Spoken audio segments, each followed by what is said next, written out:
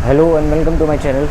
एक बार फिर स्वागत है आपका एक नई वीडियो के साथ। ये वीडियो जो है आपका अगला सेट पेपर होगा जो जीके से होगा, जो आपके किसी भी एग्ज़ाम के लिए ज़रूर होगा। बहुत ही अच्छे क्वेश्चन इस वीडियो में आपको करने को मिलेंगे। 25 क्वेश्चन हैं और 8 से 10 मिनट की वीडियो होने वाली है।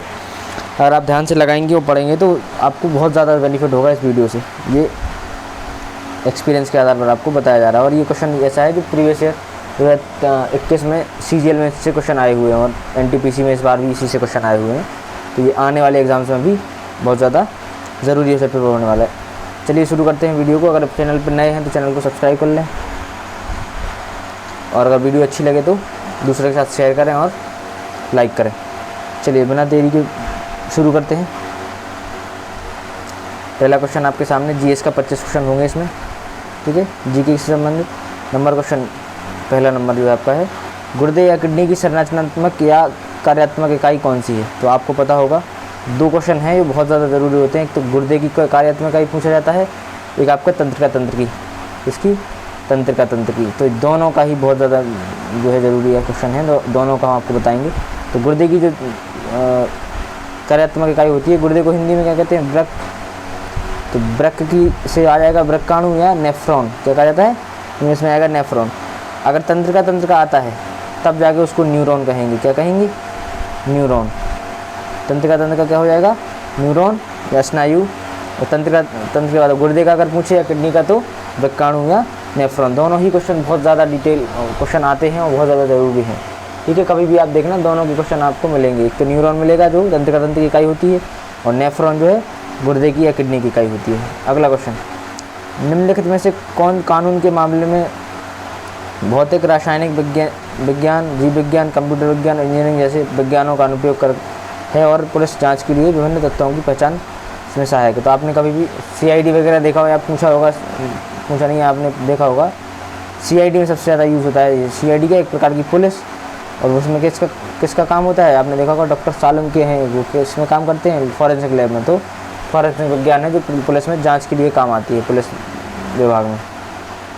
अगला, स्वामी दयानंद सरस्वती के संबंध में इनमें से कौन सा कथन असत्य है, असत्य यानी गलत। तो उन्होंने सत्यार्थ प्रकाश पुस्तक लिखी है, तो सत्यार्थ प्रकाश उन्होंने लिखी है, ये सही बात है। वे ब्रह्म समाज के संस्थापक थे, ये तो गलत है सरासर। उनका जन्म स्थान गुजरात है, ये भी सही है। वे आर्य समाज के संस्थापक थे, ये बिल्कुल सही है। तो कौन सा हो जाएगा, ऑप्शन नंबर B जो है आपका। क्योंकि ब्रह्म समाज के जो संस्थापक वो कौन थे, राजा राम मोहन राय। कौन थे, राजा राम मोहन राय, ठीक है।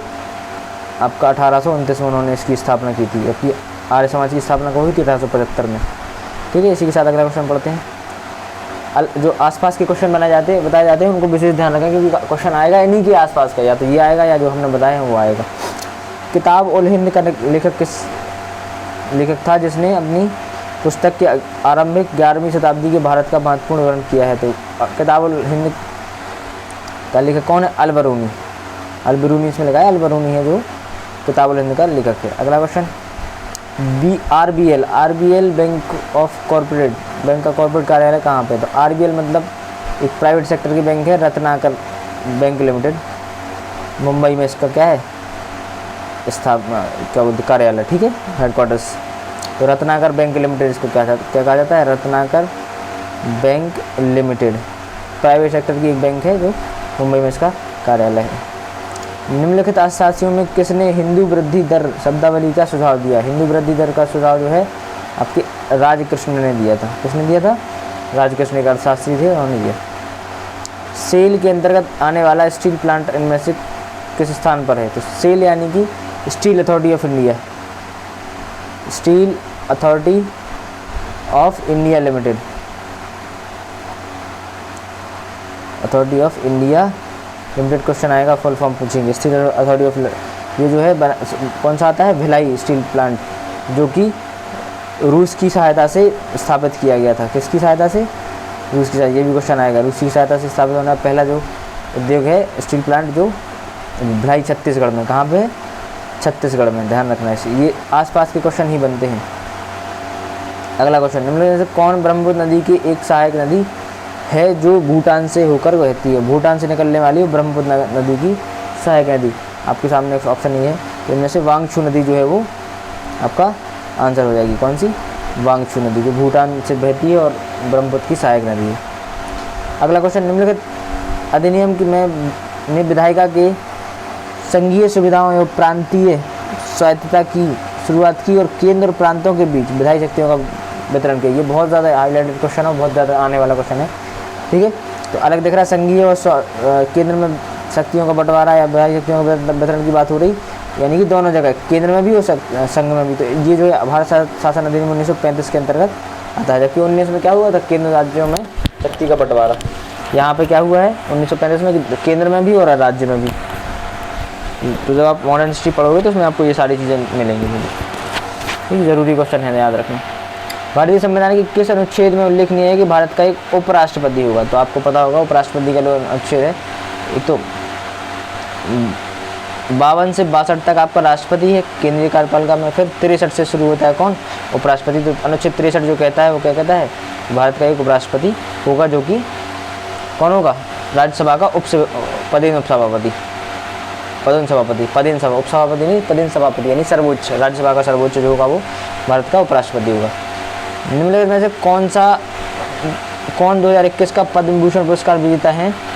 2021 का पद्म भूषण मिला था सुदर्शन साहू जी को, ऑप्शन नंबर सी। 21-22 के केंद्रीय बजट के अनुसार बायोलॉजी विषाणु विज्ञान, यानी क्वेश्चन आएगा बायोलॉजी में किसका अध्ययन किया जाता है, विषाणु विज्ञान का कहा जाता है, विषाणुओं का, वायरस का। तो कितने क्षेत्रीय राष्ट्रीय संस्थान जो है स्थापित किए जाएंगे? तो ये है 4, कितने, 4 संस्थानों की बात है 21-22 के बजट में। सबसे बड़ा कौन है, सबसे बड़ा, यानी ये कंप्यूटर की इकाइयाँ हैं, तो आपको बताओ KB आप जानते होगे, MB, TB और ZB, इन सब में सबसे बड़ा कौन है? तो इन सब में सबसे बड़ा कौन है, ZB। आपको पता होगा सबसे पहले होता है बिट, ठीक है, फिर बनता है बाइट, जैसे आपके किलोबाइट, फिर किलोबाइट से बड़ा क्या, मेगाबाइट, फिर गीगाबाइट, फिर टेराबाइट, फिर जेटाबाइट, ठीक है। तो सब में क्या करना है आपको, 1024 आपको पता है होता है, आप डेली नेट चलाते हो, 1024 का गुणा करते जाओगे तो ये इकाइयाँ बनती जाती हैं। जेटाबाइट जो है सबसे बड़ा हो जाएगा इनमें। लोकल एरिया नेटवर्क का प्रयोग किस श्रेणी में किया गया था?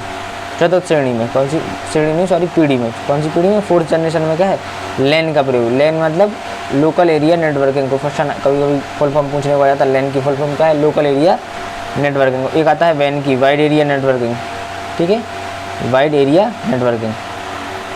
रंगभूमि द एरिना ऑफ लाइफ, रंगभूमि के लेखक कौन है, रचयिता उपन्यास है ये, मुंशी प्रेमचंद जी का है, कौन सा, रंगभूमि। अगला क्वेश्चन, रमन मैग्सेसे या मैग्सेसे पुरस्कार की शुरुआत किस वर्ष हुई थी? 1997 से, और 1998 से बंटना शुरू हो गई। उसके बाद 57 पॉवर्टी एंड अनविलिस्ट रूल इन इंडिया, ये क्वेश्चन आपका NTPC में आया है, CBT 1 में, ठीक है, और बार बार आता है CBT 1 में। तो आगे जाने की भी क्या है, चांसेस पूरे हैं, कभी भी किसी एग्जाम में, हर एग्जाम में आता है कुल मिला के। तो दादा भाई नौरोजी जो है कि इसके लेखक हैं। लद्दाख में हेमस त्यौहार तिब्बती चंद्रमा के 10वें दिन माना जाता है। इस त्यौहार को किस देवता के रूप में, ये भी क्वेश्चन आपका NTPC के 71 में आया है, ठीक है। तो क्वेश्चन बहुत इंपॉर्टेंट है सारे के सारे। भगवान पद्मानंद जो है इसका आंसर हो जाएगा। भारतीय संविधान के किस अनुच्छेद के अनुसार संसद को संविधान में संशोधन करने का अधिकार है? तो संविधान संशोधन हमने कई बार आपको या बताया होगा या पढ़ाया गया। तो अनुच्छेद 368 जो है क्या कहता है, संविधान संशोधन के लिए। और अपन ने ये संविधान संशोधन लिया कहाँ से?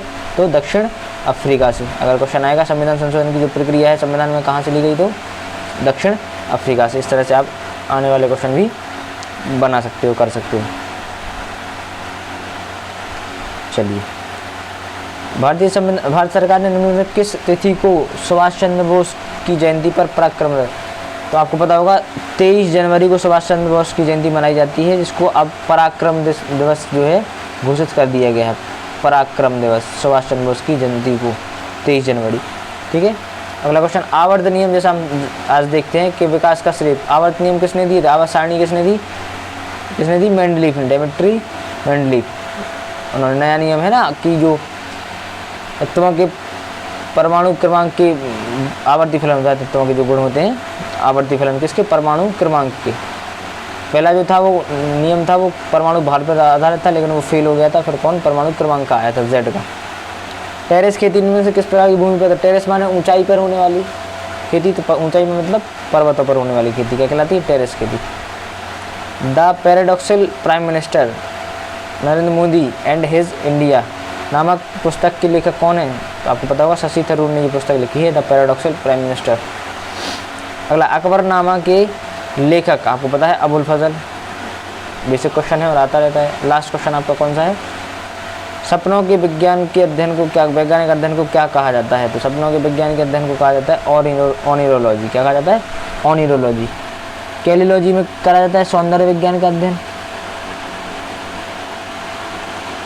ठीक है। इस तरह से अलग अलग जो है वो होते रहते हैं। सपनों का अध्ययन जो आता है वो ऑनिरोलॉजी में आता है, ऑप्शन नंबर दिल्ली। इस तरह से आपका पेपर समाप्त हुआ और 8 से 10 मिनट की वीडियो है। अगर आपको वीडियो अच्छी लगी है तो वीडियो को लाइक करें, दूसरों के साथ शेयर करें, और चैनल पर अगर नए हैं अभी तक सब्सक्राइब नहीं किया है तो चैनल को क्या करें, सब्सक्राइब कर लें और बेल आइकन को दबा लें और ऑल पे नोटिफिकेशन कर लें, जिससे आपको सारी वीडियोज़ के लिंक समय से मिलते रहेंगे। और अगर आप आसपास कहीं रहते हैं और आपको इन सारी चीज़ों को डिटेल में पढ़ना है, हर सब्जेक्ट को टॉपिक वाइज सब्जेक्ट वाइज बहुत ज़्यादा डिटेल में, तो आप इस नंबर पर कॉल करके या मैसेज करके आ सकते हैं और पूछ सकते हैं, ठीक है। चलिए, अगर वीडियो अच्छी लगी है तो फिर से आप क्या करना है, लाइक करना है, दूसरों के साथ शेयर करना है। चलिए, धन्यवाद। वीडियो समाप्त करते हैं।